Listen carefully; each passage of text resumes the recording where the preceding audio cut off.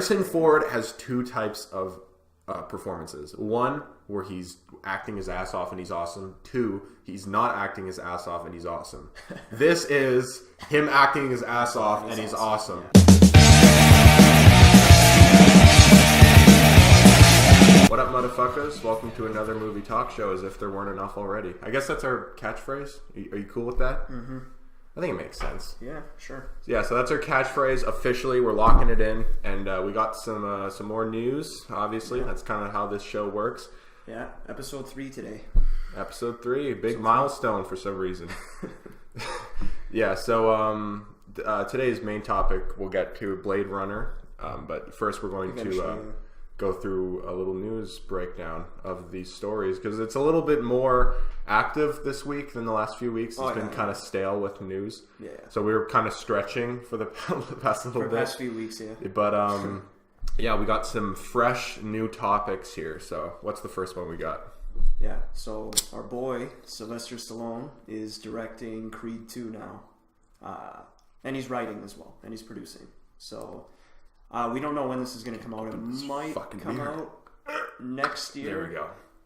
It might come out next year. Might be the year after. But it's exciting news that our boy is coming back to direct. Yeah, no, we're huge Rocky fans. Yeah. Like, both of us, like, the Rocky franchise is one of our favorites. Yeah. And especially the original Rocky is both in our top 10 favorite movies. You say it might be your favorite movie. Yeah, it's probably my favorite of all time. I love it. I love that franchise. I grew up with it. I love all of them except, 5. But, like, it's a great franchise. Creed, we loved. We saw that movie when it came out back. It was a few years ago, like 2 or 3 years ago now. 2015. Yeah, 2. Yeah. 2. Yeah. And that was could have probably have been my favorite movie of that year. And that was a stacked year. Like, a lot of good shit came out that year. Mad Max and Star Wars, but like... Yeah, it was, Creed was probably mine too, yeah. Yeah, just because it did such a great job continuing the Rocky franchise in a reasonable way that made sense, while still kind of being an origin story for a new character. And our boy got snubbed at the Oscars. I know, so. Fuck. We were so pissed. We were watching that, we're texting each other, and then it was like, fuck! He deserved it, man. He did. Not that other guy. Who even won? I can't remember the dude from Bridge of Spies won, I think. No, but yeah, so apparently Stallone is directing Creed 2, which is great. I mean, this is his franchise. He's the guy who created it. And it's just fucking awesome. He directed your favorite, Rocky Balboa. Your favorite, Rocky 2, which is awesome. For me, it's between Balboa and number 1. Yeah. Those two movies, I think, complement each other so well. But yeah, he's a great director. Rocky Balboa proves he's a great director, in my opinion. That movie is fucking very well put together. Yeah, I agree. And there are a few sensational parts, a little bit over dramatic. But I feel like he could clean that up. But in Rocky 2, we really showed. Yeah, I mean 3 and 4, not so much. Yeah, 3 and 4. We should. I think eventually we'll probably do a Rocky podcast and talk about all those movies in detail. Yeah, and just go through all of them, because we have a lot to say about kind of like the ups and downs of the franchise. Yeah. But yeah, one of the big news points of Creed 2 is Stallone apparently wants to bring back Drago from Rocky 4. Yeah, he's been kind of putting it out himself. Like, he's been putting pictures out of him and Drago. Like, I guess to sort of push interest in what could be. And this is probably what Rocky or Creed 2 is going to be focused on. Is Drago is going to come back. And when you hear this, you're like, ooh, that kind of scares me, because Rocky 4 Because you think back to Rocky 4. It's abysmal. I love Rocky 4, but it's a fucking terrible movie. It's abysmal. It's bad as fuck. It's awful, but it's entertaining. And it's so cheesy. Yeah, it's like, but I love it because it's cheesy as fuck. The soundtrack is so goddamn 80s. And then you get scared because it's like, so Creed 2, he wants to make it like Rocky 4. He wants to make, but when you think about it, this very much so could be a story of a washed-up athlete who has had a past with like steroids and cheating. He literally killed someone. He literally killed somebody. So there could be a lot of dramatic, like emotional stuff. Imagine that scene where he talks to Adonis. Exactly. Where the guy who killed his father, is there forgiveness? Is there mercy in there? Exactly. Where he's it's not going to be like the super villain Russian comes back and like, I'm going to kick your ass, It's not like that. If he dies, he dies. Yeah, that's not what we're getting. I'm pretty sure, at least. I hope, yeah. I think there's great dramatic potential for that character to come back. Exactly. I don't think it would just be member berries. I think it would be. There's a reason to bring back that character. Exactly. Especially since Rocky IV is so essential to the story of Creed. Oddly. Yeah, strangely. But yeah, I'm down for that. I don't really get the problem with that. I mean, I understand where it comes from because people think back at Rocky IV and how is the tone of Rocky IV going to translate to Creed 2? It's just going to be more like just more serious, I think. Yeah, exactly. I've always been a bigger fan, I know you are too, of the more serious Rocky. Yeah. Rocky is not a boxing action franchise. It is a drama. It's about people and life. The original is essentially a love story. Romance. It's a love story. That's what it is. It's a romantic movie. It has the sports element to it, but it's really at heart a love story. Yeah. It continued the tradition of being about people instead of being about boxing, and I feel like when they do the sequel, that's what it's going to be as well. I don't think they'll run away from that idea. Hopefully. Yeah, so that's it's exciting. I'm just really excited that Creed 2 is actually happening. I know, because for a while we didn't hear any news. We're so used to movie sequels. Like as soon as the movie comes out, in a few seconds, the sequel's coming out. Yeah. But for Creed, even though it did really well and was beloved and got actual Oscar nominations and shit, it was like they didn't announce it, and it's been 2 years, and now they're finally announcing. I think it was because the director was tied up. Ryan Coogler. I think he was tied up with Black Panther. He's a good director, but he was a great director. Yeah, Creed looks fucking beautiful, and I think he still has something to do with this one. Yeah, probably. I mean, he has to. I don't know if Stallone will make because here's the thing: Stallone might be kind of rusty. Because there's a part of me that's a little bit worried about this. I'm mostly excited, but it's like, what has he directed recently? I think The Expendables. The Expendables 1 was the last movie he directed, I think. Yeah. I could be wrong, but I think, and that movie looks okay. It's not good, but like it looks fine. But like I'm kind of worried that he might be a bit rusty, but you know what? I love Stallone so much. I love the Rocky franchise, and this feels like the Rocky franchise really coming home to the guy who, wrote the original. And it was really his franchise, even though he didn't direct the first one. It felt like it's all him. It was his. It was his movie, really. Exactly. I mean, he starred in it. He wrote it.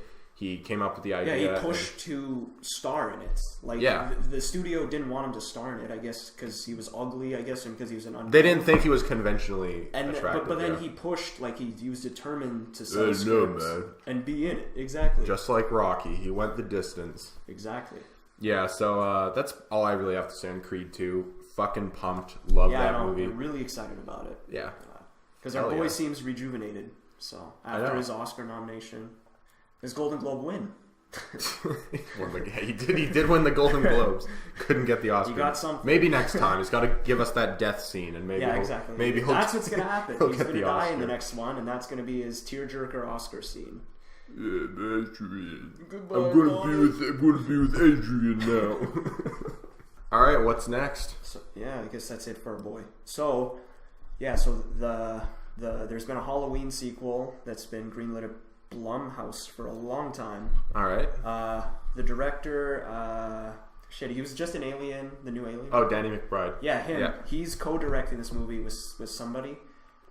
It seems very unconventional that those two would do it. Yeah, that's strange. When I heard that, I'm like, the guy from Pineapple Express? Like, what? But So it was greenlit, and John Carpenter is going to produce, and he's going to... yes. I think he's going to score it as well, probably. And news recently came out a few weeks ago. Jamie Lee Curtis is coming back. I think they cast her daughter as well, like somebody else as her daughter. Yeah. And also... the news is that this Halloween sequel will ignore everything except the first movie. So no 2, no 3, no 4, none of that shit. That's interesting. That's the news, because when they announced that Jamie Lee Curtis was going to be in this thing, I was confused because it's like but she died in exactly. Halloween Resurrection. She clearly died. Yeah, exactly. So I was like, how's that going to work? And now they've come and announced that fuck the other movies, which I'm just going to say I'm on board with that. Fuck the other movies. I enjoy watching some of them just because I like watching slasher movies and Halloween. Exactly. But there's like 10 of them, I think, something like that. I have no idea. And like one of them is good. Literally one of them. The second one is okay, but it's not, I like the second one. I like the second one. It's fine. I don't think it's great. I like that one. I think the fourth I also like. The fourth that was the Return of Michael Myers. Yeah, I haven't seen any like a lot. Okay, I've seen all of them. The first one is a fucking masterpiece. Another one of our favorite movies. Yeah, it's probably my favorite horror. It's amazing. So definitely the first Halloween is one of my favorite movies of all time, and I'm looking forward now that we're in October to watch it Halloween night. Exactly. Actually, I'll be busy with Stranger Things, but I'll sneak it in somewhere. I'll have to. Yeah. But sure. So I love that movie. But the second one is fine. Like it works as like a direct kind of extension of the first movie, but I don't think it's particularly good.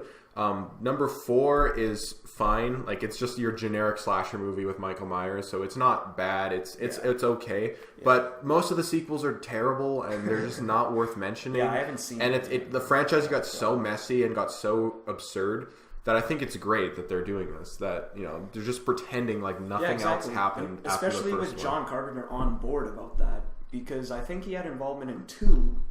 He did. And none of the others. He wrote 2, I think. But he didn't direct it. He wrote number 2. And it's and it's good that he's back, like producing and scoring. Yeah, because he's the guy. Because we had the horrible fucking taste in our mouth from Rob Zombie's movies. Gross. It just like look at Michael growing up. It's like, who cares? Yeah, those movies were bad. I know some people like them. I used to like them, but they're fucking bad. I know. I think I've seen part of both. I think I've seen the whole thing. It's just 2 is weird. That was the last one we got. Weird as fuck. It's just ugh. It's really exciting because this one seems to be like they're going for the classic Halloween 1 aesthetic, and I guess just the feel of that movie. So did they announce that they're ignoring Halloween 2? Like that didn't happen? It's just the first one. They're just doing the first one. But like the second movie is literally takes place on the same night as the first one. But Michael also dies at the end of the second one. So they have to. They bring him. Yeah, they have to. So they're just saying the second part of that night didn't happen. Yeah. It was only the first one that was good. Where he escapes after, and you don't know. And so it's going to be like Michael Myers pops up like years later. Exactly. They already kind of did this, to be fair, in Halloween H2O when they did bring back Jamie Lee Curtis. Yeah. So we'll see. Yeah, that's very interesting because if they're ignoring every other one than the first, he escapes at the end of the first, and then he returns 40 years later, like to hunt her daughter. Like, yeah, we'll see. I have faith in the people making this movie. Blumhouse is awesome. Yeah, they managed to resurrect the career of M. Night Shyamalan, which that's a fucking achievement right there. They knocked a few good ones out, or one good one out of that guy. So we'll see if they can work that magic on Halloween. And with John Carpenter, the horror master, back. Exactly. Fuck yeah, I'm down. Exactly. I'd love it if he was directing, but producing, I'll take it, man. Yeah. Yeah. Because the original Halloween, deserves better. It's a fucking masterpiece, and I'm really looking forward to it. Yeah, well, especially when the rest of the Halloween sequels kind of divulged into Friday the 13th movies. Yeah, and even though not all of them are I like watching them, even the sequels, but they're not good. Yeah, because like every Friday the 13th movie sucks. Like they all suck, all of them. And because the creator came out and he's like, "Yeah, I just wanted to make Halloween." That's exactly what the creator said. Yeah. And they all suck. Halloween kind of started all those slasher movies. Exactly. It wasn't the first slasher movie, but it was the one that kind of started the trend. Yeah, it was one. Psycho's kind of the first. One of the first. There was like that Christmas one before then. That Black Christmas or whatever. That's right. Yeah. That came out before, so there were examples of the genre before Halloween. Right. But Halloween was really the one that... Yeah, because it was an indie director, it was indie, like, the stars, and it was just made on a low-ass budget. And I don't know, like... what made that movie great was just fucking pure, raw, talented director. Exactly. It's just a... And soundtrack, the music is fucking incredible, so... I guess that's all we got to say. I'm really looking forward to that one. I think it comes out next year. I'm not too sure. I hope it comes out next year. Next year on Halloween night. That'd be really sweet. That'd be sweet. I know. All right, so what's next? All right, so the one thing that yearly brings the nerds to watch football is the yearly Star Wars trailer that's on Monday Night Football. So, yeah, they released a new Star Wars trailer for The Last Jedi during halftime of the game. It was, but where most people saw it was on YouTube. Yeah, obviously. I didn't bother watching. Exactly. For The Force Awakens, it did make me watch football. Yeah. This one, I was like, whatever. Yeah, exactly. I'll see it when I see it. Yeah, I think we're also the first people on the internet to talk about this trailer, so I think everyone is very much anticipating our opinion of how is the trailer. It's good. I like the trailer. Yeah, it's I've been off the Star Wars bandwagon. Both of us kind of have been because we both have big problems with the fan base. Because I mean, here's the thing: the fan base just pisses me off. Yeah, like I mean, sorry guys. I mean, we're amongst you. We're Star Wars fans. Yeah, big fans. The original trilogy is brilliant. Like, we fucking love those movies. Episode 7's awesome. Episode 7. Yeah, really, fuck really you good. guys who are gonna say, "Oh, it's too much like New Hope, a member berries." If that's what you think, fine, but leave that shit alone. To yourself. Yo, you guys are just nostalgia tards, man. Fuck J.J. Abrams, man. Abramson. Fuck you. I liked it, man. Fuck you. It's awesome. It's awesome. It's a great movie. We're fans. But in between those movies, we kind of got bombarded with, oh my god, look at her hair in the new packaging. Like, oh my god, let's overanalyze this set photo. It's just annoying. That's the problem with the Star Wars fans is they just take it way too fucking far. And it's like, guys, there's other movies that exist besides fucking Star Wars, you know? Exactly. Every single movie talk thing is just Star Wars. And it's just news that nobody should give a shit about. It's like, look at this one behind the scenes photo we got. Let's analyze the fuck out of it. Exactly. It's like, why? Like, it's so boring. And all the fucking clickbait, you know, red arrow in the thumbnail shit. It's like 10 things you missed. Fucking Jesus, you know. Yeah, it's just annoying. And but we're also still fans, and we're also excited about this new trilogy. I mean, like let's not kid ourselves. We already bought the tickets. Yeah, we already have. We got tickets. Us and our crew are going. And we already got them. Like, it's a yearly tradition for us and our group of friends to go to every Star Wars movie. Yeah, so we obviously care about Star Wars. Yeah, no, I'll always care. I don't give a shit what happens and how bad the fan base gets. I'll always love Star Wars. We already have tickets. Yeah. And we were like the first people to watch the trailers when it came out. And yeah, I mean, this trailer is really solid because I watched this and it actually got me really excited to see the movie again. Yeah, it kind of broke me out of that, you know, down on Star Wars phase where, you know, I just got so bored with it, and Rogue One I didn't like, and all that shit. And then I see this trailer and it kind of gives me that original trilogy spark again. Exactly. Really, and I'm like, this looks different. Every time I run away from Star Wars, what brings me back is always remembering how great the original trilogy is. Yeah, that's what happened, because I went on a trip recently and I was in the hotel and they had Star Wars marathons on one of the channels. Yeah. So I just caught myself watching the fucking movies like one after another, and I was just reminded of how amazing those fucking things are. Yeah. Like, as much as I tend to forget almost how amazing those movies are because of my hatred of the fan base sometimes, the proof is in the pudding, kind of. Like, it's amazing. The original trilogy still holds up remarkably well. And yeah, in this trailer, like, it actually looks different. Like, it looks really beautiful. Like, there's a lot of beautiful shots. And it's very intriguing. The Force Awakens was good looking as well, but this also especially. Yeah. And we saw clips from not this particular trailer, but when we saw Blade Runner last night at IMAX, we saw the trailer. The trailer, and it looked fucking amazing. Yeah, incredible. So, and yeah, I mean, really nice. Yeah, I just like that. There's a lot of misdirect in this trailer. Like the end when he holds up his hand and he's like, "I need somebody to guide me." That was cool because look, there's obviously a concern that they're just going to do Empire Strikes Back again. And so if they're doing twists and turns, like maybe one of them turns to the dark side or to the light side early, Because, if it just plays out, Kylo Ren's your villain for all 3 movies. That's expected. That's fine. But it's kind of cool maybe tossed in a little. Yeah, it'd be interesting if Rey became a bad guy. And then Luke had to fight both I of would them. love that, honestly. That would be so interesting. I don't think they do that. No, they don't have the fucking balls to do that. Exactly. But that would be cool because, we've already seen the original trilogy and how that plays out. Mm-hmm. How is this one going to differ? Is it poetry? Does it rhyme, as George Lucas likes to say?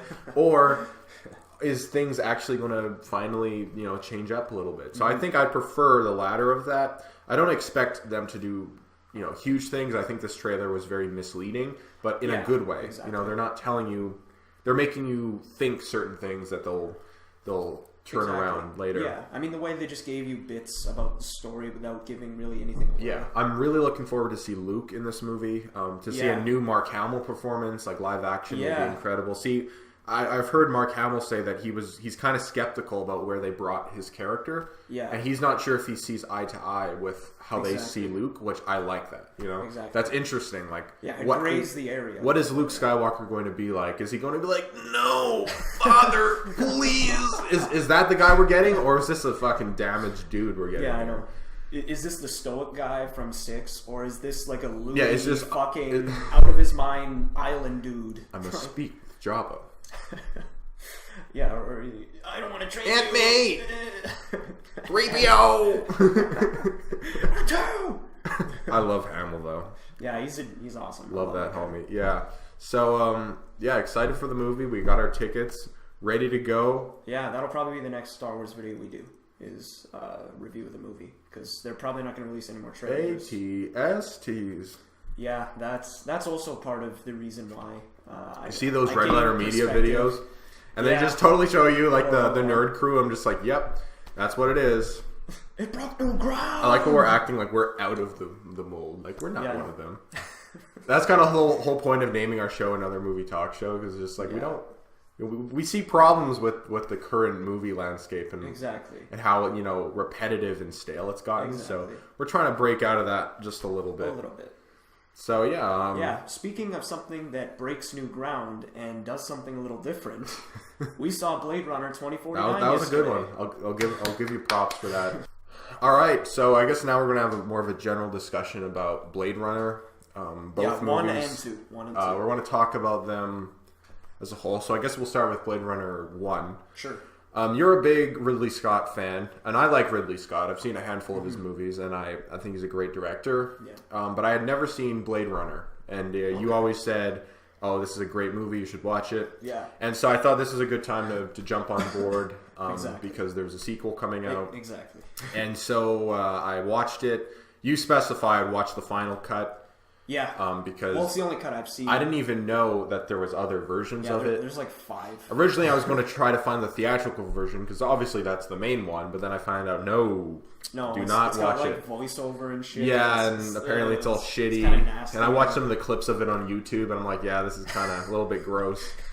So I watched the final cut, and I thought it was a really interesting movie. I didn't love it as much as a lot of people do, but I certainly appreciated it. I thought it was really fascinating. I think it's a technical masterpiece. Yeah. And it's a very interesting movie. It's got great ideas, great kind of concepts in it. It's quintessential science fiction. Yeah. It looks fucking better than any movie ever from that age. Even today, even to this day. I know. I was watching some of the shots. I'm like, that looks like that would hold up today. Exactly. Like literally, people say that about a lot of movies, but it's like literally, there's shots in this movie where I'm like, that could totally pass this today. If you cleaned up the green on the film a little bit, it would look just as good as movies do today, which is fucking mind blowing. In 1982. Mm-hmm. Yeah, so this one, it wasn't one of the first Ridley movies I saw. I saw like Alien and Gladiator, shit like that before. But I saw this one, because I heard so much about it. I guess I'll plug somebody else, like Schnepp from Collider. He's always pimping this movie, and I got excited because I was like, I mean, it's fucking Ridley Scott, and it's like a weird artsy movie. So I went in. And I watched it, I was just fucking blown away by this thing. Like, because going in, I heard it was boring, it was slow, it was pretentious. And sure, it's boring, slow, and pretentious. But there's just something to be said about how this movie just grips you, and it reels you in, and it won't let you go. Like just the way the universe is shown, and the way in which the performances grab you, particularly Roy Batty. Rutger Hauer. He was great, yeah. Like, he is such an amazing character, that guy. And I do think this is a fucking masterpiece. This movie is, like you said, it's quintessential. It's probably the greatest sci-fi movie ever, I think. Yeah. See, like, I want to, love this movie because I think there's so much of it that's just masterful, that is undeniably masterful. But I think it's kind of boring. I am in that camp that does kind of fall asleep through some of this movie. I think my problem with it is the way the story is constructed. It's not told. I think on paper the story is amazing. Like, if you look on IMDb and read what the storyline is of a group of aliens coming back to Earth to find their creator to extend their lifespan because replicants are given a short lifespan. That's a fucking interesting science fiction idea. Yeah. But I feel like that story is not told in the best way it could. Well, yeah, that's the B story, whereas Deckard is the A story. Yeah, I just think the story is not told in a very interesting way for most of it. I think that's my problem is it's kind of framed like a detective movie, but there really isn't very much detective work. There's not much mystery or intrigue in the plot of what's happening. It's very laid out and kind of very uneventful through a lot of it, where I'm like, this could be told in such a more interesting, better way. But the fucking, like you said, I mean, we keep railing on about the visuals, but you have to, because it's just it's not just visuals, it's the world they created. It's one of those movies like the original Star Wars trilogy, where it's like just the world that these movies constructed is just fucking fascinating and fun. And so that's what I liked about the movie. I liked, Harrison Ford is, one of my favorite actors. Great. He's a childhood hero of mine. So, I really love him. Yeah, it really was a culture shock when people saw this movie, because they were like, "Oh, it's Han Solo," but then he's just a monotone asshole the whole movie. Yeah, I mean, he's always kind of an asshole, but he was a little bit... He was just a monotone asshole. Yeah, he was a monotone asshole. He had no personality in this one. Must have been a shock. But, I love the ending of this movie. I love the final cut. Yeah, the whole ending sequence I thought was entertaining. There's scenes before that of interesting stuff happening, but I just don't think the movie fully works as a piece of storytelling. As a film, it's great, but as a work of storytelling, I think it's not bad, but there's just flaws. I feel like there's things they could have done better to make it a more watchable, entertaining movie. And I'm not saying add action scenes, not at all. Yeah. But I feel like the story could have been told with more intrigue than how they ended up doing it. Because like I said, there's no detective work for the most part. There's a couple scenes kind of, but there's not really an intrigue to the plot. It kind of spells it out of what's happening. It doesn't, the story doesn't really challenge you. It's just what challenges you is making you think about the ideas that it's proposing. The thematic implications. The implication of the replicants and that how artificial life works. All that stuff. That's great. And I like this movie a lot. I think it's great. There's so much about it that's just absolutely fucking mind-blowing.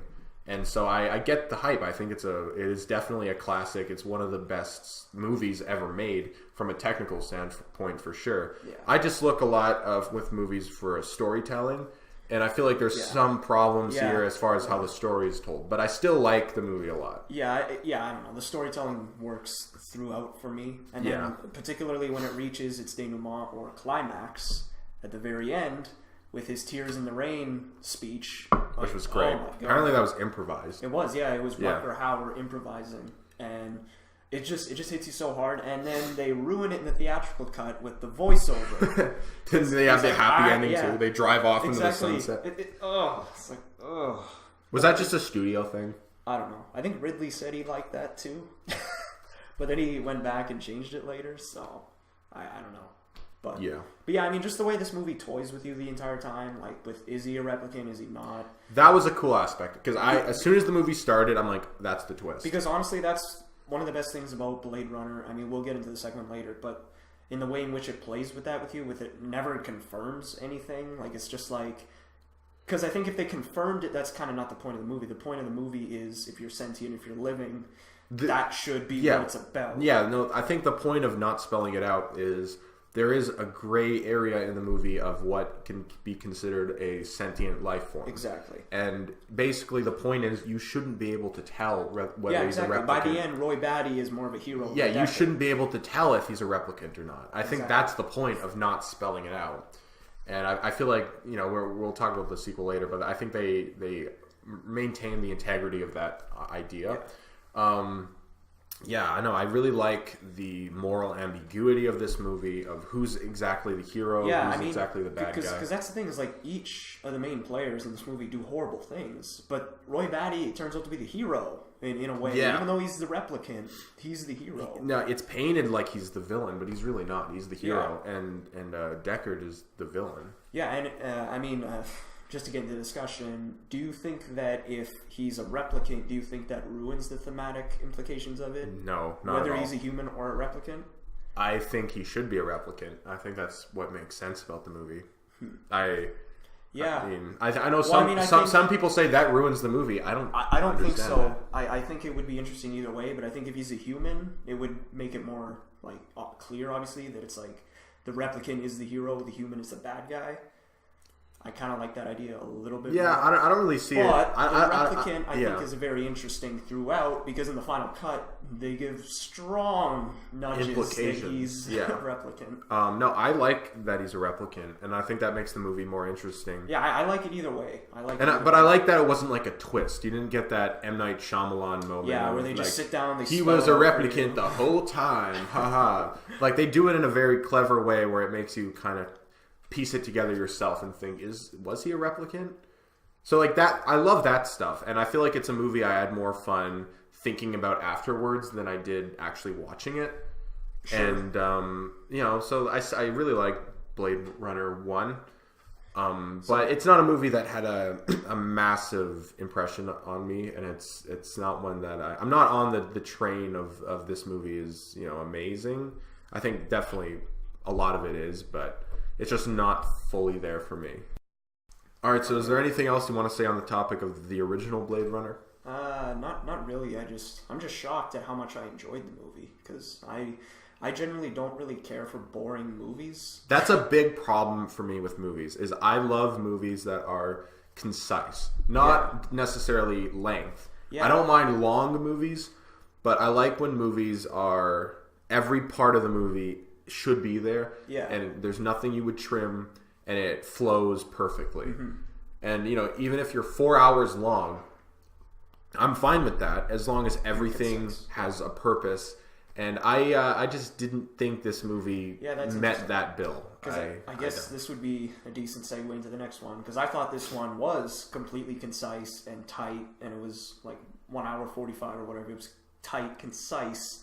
So I guess that brings us to 2049, which we saw yesterday in IMAX. Which was great. So we saw this movie in IMAX. It was an experience, and for sure. It was the best, basically visual experience my eyes have ever had, for the most part. Outside of, actually seeing things that are existing and actually beautiful. Exactly. But like for the most part, it was like on a movie screen. Sex for your eyes. Exactly. Like it gave you eyegasms. I know, it was amazing. In IMAX, in this big ass fucking IMAX screen with amazing sound, it was like, unfortunately there's this one asshole behind us who kept playing with his drink the whole time, and he was like slurping it. Yeah, he was some fucking asshole. He came up with like 6 hot dogs at one point, and he kept talking throughout. I know, and he's a replicant. He's like, there's one scene where he's like, there was a boy at the orphanage. He's like, I guess he actually is the boy.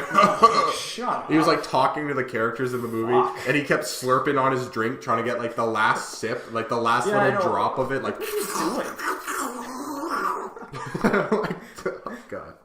But it didn't matter, because the movie, to me, just it went past that. Yeah, it just immerses you, like the first one. The IMAX experience was fucking. This movie is still in theaters. Go fucking see it, and if you can get IMAX, you got to see it quick, because this movie is. It's not doing well. Yeah. So go, if there's still IMAX theaters and screenings of this movie, fucking go right now. Yeah. And even if you don't love the movie, just for the experience of it. Yeah, just to see the cinematography and the visuals. Just, oh my god. Which do carry over from the first one. The first one's fucking beautiful. And this one is basically Blade Runner today. Like, it's essentially Blade Runner. If Blade Runner was made today, this is what it would look like. Yeah. like there's so many shots in this movie just implanted in my memory. I know, it's fucking that. So that element of it is amazing. It's an absolute eye-gasm. But as a story, it's interesting that we walked out and you had the experience with this movie that I had with the original Blade Runner. Yeah, which is interesting. I'll come out and say it. I fucking loved this movie. I thought this movie was fucking a masterpiece in every way. I thought the story was great, which I didn't think it was great in the first one. I thought the visuals were amazing. Everything about this movie was basically perfect. I think it's virtually flawless. But you had the reaction that I had with the original Blade Runner. We were like, it's good, but I can't call this movie a masterpiece or it's amazing, but I could say I really enjoyed it. And I think as a Blade Runner sequel, it's probably the best one we could have ever gotten. I think it's one of the best sequels ever made. I don't think that. I think a lot of people are saying that, and I think it is. I think I have to give this movie another viewing and more time. Because we literally just saw it yesterday. It's a 3-hour fucking movie, and it's dense. Like, it's really There's dense. so much to it. Yeah. There's so much to it, so I can't jump to my personal conclusions yet. I'm jumping to the conclusion. I love this movie, and I think it kicks the shit out of the first one, in my opinion. But I know a lot of people really love that first one. But yeah, I thought this movie was incredible. Like, I really did. I was fucking floored by it, and I thought it was amazing. Yeah, I thought it was kind of like what you thought the first one was. I thought it got better as I thought about it. I thought while I was watching it, like, it was...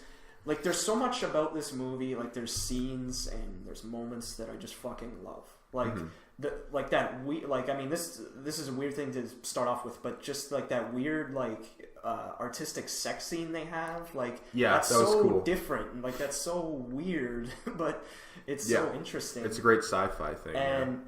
I mean, I will agree with you to an extent about the story. Like, the story is very gripping. Like, the mystery. It's probably won't be gripping to a lot of people. Yeah, no, a lot of people, a lot of normies are going to hate this movie. Like, to me, I thought it was really interesting the way it misdirected you throughout. And to me, that's what this movie had that the original doesn't have, in my opinion.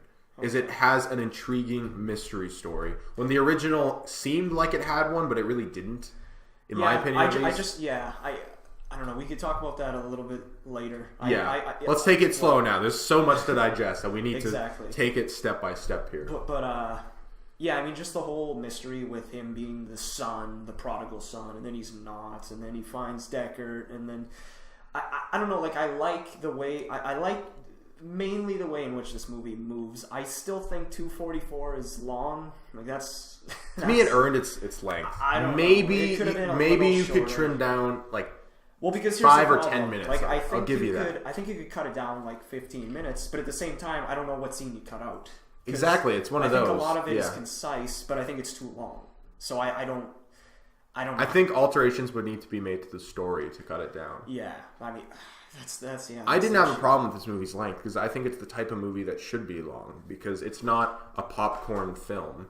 No. It's a movie that's supposed to be an experience. You're supposed to really be immersed in this world for 3 hours, and 3 hours is a good amount of time to make you in it, to make you really feel what's happening, rather than just an in-out kind of, goofy summer movie. Yeah. I thought this movie improved on those elements that I didn't like in the first one. And I thought just on its own, as a story, it was really intriguing. The whole thing of, like, he has these memories, but he doesn't know if they're real or not, and then he goes to try to find out if these memories are real. And just the story was so cool, and it was just the sci-fi concepts playing with each other so well.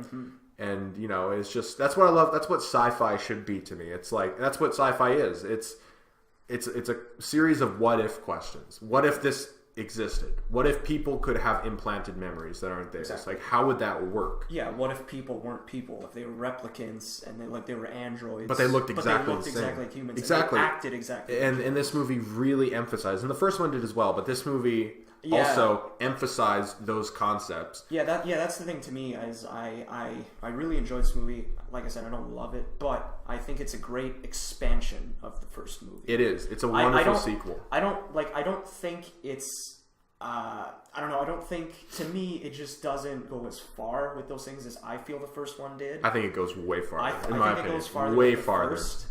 I think it goes farther with the first, and just I think those performances also give me more than in the original. Yeah, I don't know. Like, I think certain characters like Jared Leto were so underused in this one. It's just like I just don't. He was know underused, what but he's I doing. like that he was underused. And I don't know, like I like Ryan Gosling's character, and his arc is really interesting. Where in a lot of ways he's like Deckard, where he's lonely and he's looking for somebody, and he finds a soulmate essentially with this joy thing, with this artificial hologram. And you could tell he's lonely, obviously, throughout the entire movie, and he's just trying to find something. And then when he gets that hope that he's potentially a son, he gets really excited, and then he finds out he isn't, and then he's like, ugh. But then he helps Deckard out anyway, and that's his purpose in the end. Like Roy Batty. Yeah, his character was great. Another problem I kind of have with the first movie is unlike you, I didn't think the characters were all particularly good. I thought Roy was incredible. I loved that character. Deckard was fine in the first one. I like him because he's Harrison Ford, but I didn't think the character was all that special. Like, there wasn't really much to him. It was only special because it was Harrison Ford. Yeah, I think it's better because Roy Batty at the end. I think that's what makes his character better. So, but I feel like this one, in contrast to that, all the characters I thought were great. I didn't have an issue with Jared Leto being underused because I thought every time he was on, he was the best thing on screen, and I loved his performance in this. And he has 2 scenes, and I thought he made such a grand impression in those 2 scenes. That scene where he's with Harrison Ford, that was one of my favorite scenes in the movie. I thought Deckard was way better in this movie than he was in the first one. He was a more interesting character. He was more emotional in this movie, certainly. Yes, and I thought that was better for me. I thought that worked better. Ryan Gosling's character was great. That one replicant chick, she was great. Love. Her name was Love. She was great. The hologram. Every character in this movie was fucking fascinating and awesome. And I think that works better than the original, in my opinion. I thought, everything about this movie, I really don't have any issues with it. I just thought the story was fascinating. I like that there's so much questions that you have after watching it. It doesn't spell anything out. Not all of it particularly makes sense. Yeah. But I could see how that would be a negative, but I thought it was a positive. And I thought that kind of carried over from the first one, where there is questions. You end the first one and think, is he a replicant? Is he not? How does that work? And this movie, even though I had a much better experience with this movie, I walked out of it feeling the same things that I felt after watching the original, where it's a movie that really plays with your mind and makes you fascinated about the movie you had just watched. Yeah. And I feel like this movie definitely did that for me. Well, yeah, I guess we've been talking spoilers, so I guess the whole baby angle is really interesting.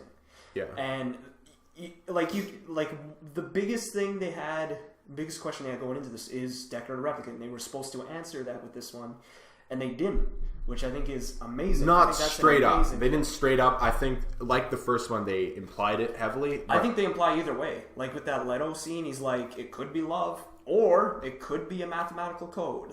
So even Leto's like, it could go either way. I tend to believe that this movie more confirmed that he is a replicant, but they didn't say it. Yeah, I still don't know.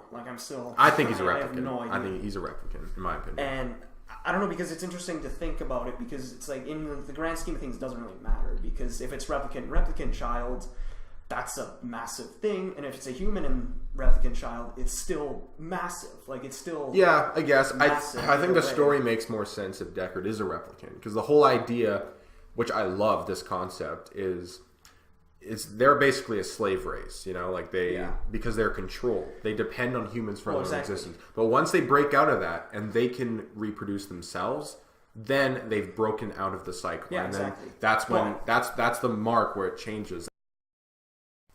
What else is there to talk about? There's a lot. Yeah. Again, it's a dense 2-hour format. Yeah, I feel like this is a movie I'll definitely have to see again. Yeah, it's just really hard, because it literally, we just saw it, and it yesterday. It just came out. And we had a 3-hour conversation after watching the movie, and we just sat there in a car so was that happening like that, or what did that mean? Well, again, because it's filled with if we had originally, our idea for this movie was to do a walk just seen it review, and just walk out of the theater, go into a car, and just talk about the movie, but our conversation was so confusing, and it may have been interesting, but we just didn't know what to think. I loved it. You kind of we had the same opinions generally, but it was we were just trying to comprehend everything. And I fucking love that. Like, I haven't really seen very many movies like that, at least not in theaters, that really, like, you don't know what you just saw. Like, you have to think about the experience more, and it's not just like a shut your brain off movie. This is basically a movie that really depends on your mind and how your mind is going to comprehend. Yeah, you putting things together like Kay does in the movie. Like, yeah, you're a detective it's yourself. It's a extremely well-told mystery story, this movie. Yeah. And as a sci-fi movie, it's great. It's got all those ideas. The performances were fantastic. Yeah. Virtually everything about this movie is so fucking good, in my opinion, that it's probably it's close to being movie of the year. There's one movie that will definitely top it for me, but man, it's fucking really well done, and it's a movie that I just really loved. Yeah. I mean, I think it's a very worthy sequel. Yeah, no, definitely. Because like this director said, if I didn't want anybody else to make this movie because I didn't want anybody else to fuck it up. And this dude is such a great director. Yeah, he's directed a few other great movies. Arrival, he's Canadian, which I loved, and Sicario and Prisoners, and this one I don't think it's his best movie, but I do think it's really worthy. Man, I loved Arrival so much, so it's a tough call between this one and Arrival. I mean, it's a very worthy movie, like of the Blade Runner legacy and of Ridley Scott. And all it did that movie justice for me, and like, even though I don't love Blade Runner, it's a hard fucking movie to do justice for, because it just came in there and kicked ass, and it has such a important legacy as a movie that, like, I feel like they made a sequel that's super respectable. It is, yeah. And I think it's miles better than the original. You don't agree, but yeah, but either or, it's good. It definitely justifies them making a sequel. Exactly. Also, I want to talk about Harrison Ford in the movie. He wasn't in it that much, which I loved that. I fucking loved that. Because the trailers and the posters kind of mislead you into thinking it was like Ryan Gosling is going to team up with Harrison Ford. That's not what this is. No. But when Harrison Ford comes on, it's probably my favorite scene in the movie. Yeah, he shows up like 2 hours in, and then he gets he gets like in a fist fight with Gosling, and then they take a drink, which was amazing. Which is awesome. And I honestly do kind of wish he wasn't shown in the trailers. I kind of wish they didn't tell us that Deckard was in this movie. That would have been better. Yeah. Could you imagine he goes to the house and it's like, is this Deckard? Is this Deckard? And oh shit, fuck Harrison fucking Ford, you know? But we didn't get the fucking marketing robbed us of that experience. Yeah, I know, because once you saw that sand planet, you're like, oh, they're gonna meet Harrison Ford. I know, that sucks. That's why I fucking hate trailers so much. I mean, to be fair though, this marketing campaign for this movie was really good. It was good, yeah. We literally knew nothing. Like, a lot of the main plot elements in this you can't talk about without spoiling. But I do kind of wish, just for that reason, that I didn't see any trailers, because not knowing that Harrison Ford was in this movie. But I mean, at the same time, he's on the poster. So but that's what I mean. He shouldn't he's the second build actor. That's what I mean. He shouldn't be on the poster. No. They shouldn't have told us he was in this movie. But that's not a fault of the movie. That's just the marketing, and I get why they did that. But again, I mean, Harrison Ford is a popular actor, and so they wanted to bring in the young crowd and the new crowd. So old people who were watching movies in the 70s think, oh, Harrison Ford, and the young people, sexy ass Ryan Gosling is in this movie. So it kind of brings, but yeah, Harrison Ford exactly. It might have blunted the impact a little bit, but when he shows up, it's still like the best. Harrison Ford has two types of performances. One, where he's acting his ass off and he's awesome. Two, he's not acting his ass off and he's awesome. This is him acting his ass off and he's awesome. Yeah. So it's slightly better than him not acting his ass off, like that Return of the Jedi type thing. But like, he's still awesome no matter what he's in. So, but yeah, he was great in this movie. This is one of his best performances. Maybe not of all time, because he's given some fucking great performances, but he was great. It's one, at least in recent years, it's one of his best performances, definitely. Like, there's so much drama, and it really showcased to me, this guy is a remarkable actor. He's not just some action movie hero. Like, he's a great actor. And this movie showcased that Harrison Ford is amazing. Because it's amazing, because in this movie, he made you... he made you buy his relationship more from 30 years ago with Rachel. That's a problem I had with the first movie, is that romance is so stale and so robotic. But in this movie, they give an explanation for that. Yeah. It's like, was it was Deckard designed with the purpose just to fall in love with her? Yeah. Well, so replicants could have kids. Like not even like that, just the way in which he emotes while seeing no, her, totally, while talking about totally. her. I like that they gave a reason why. But the reason, again, that's interpretive. That's Well, I choose to interpret it which is that interesting. I choose to interpret that Deckard is a replicant, and he was designed with the purpose of falling in love with Rachel, so replicants could have kids. Yeah.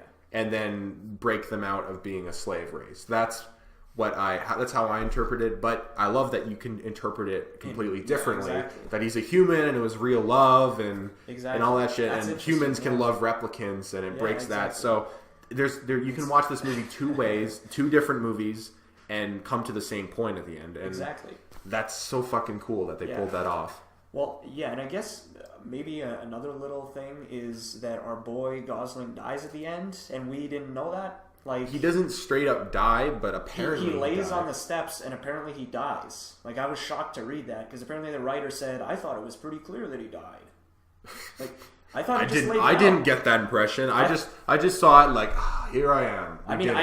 When I was watching it, I was kind of like, is this his Tears in the Rain scene where he just time to die and then he dies? But no, like I watched it, I'm like, he's just laying down. But it's like, no, he died from his wounds apparently.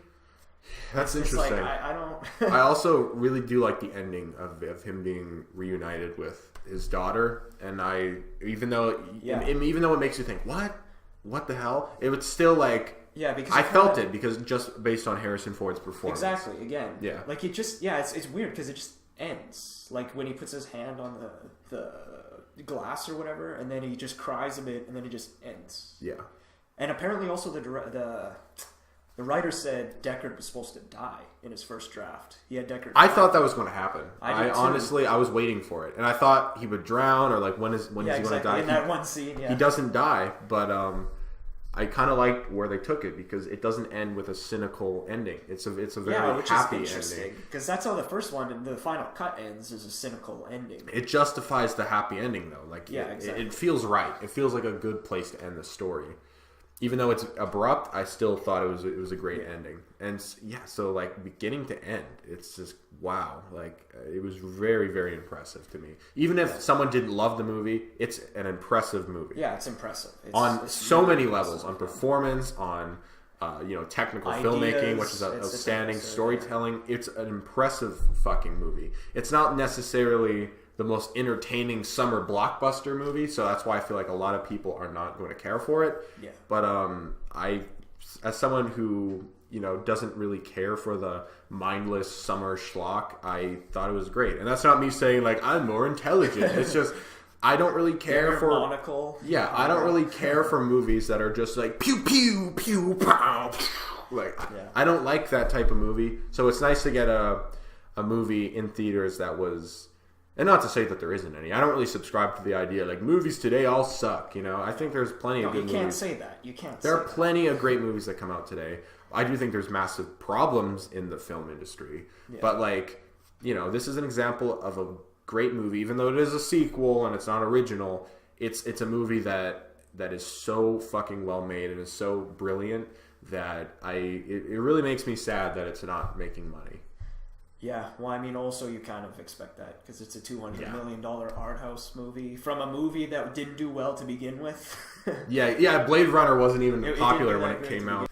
Yeah, so do you think Blade Runner 3 is a possibility at all?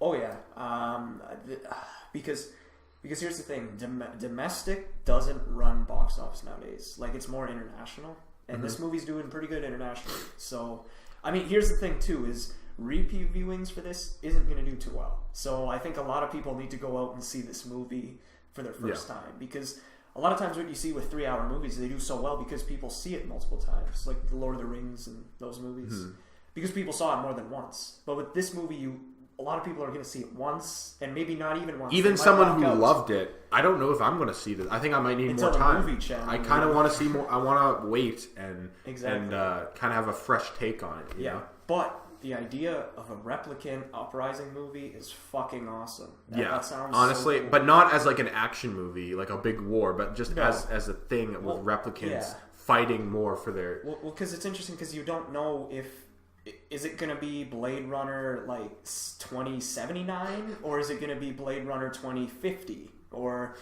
like what is it going to be? Like, is it going to be showing the direct conflict or the aftermath, where the replicants have killed their creators and now they have to deal with it? Both those ideas are interesting. I don't know. Both of those ideas are, I mean, are cool. If they do a direct sequel, Harrison's obviously going to come back, and he's already stated if the script's good, he's going to come back. That's what he said. That's what Harrison. That's how you get Harrison Ford in on something. Exactly. Is The script has to be good. You show him a good script, and then he won't half-ass it.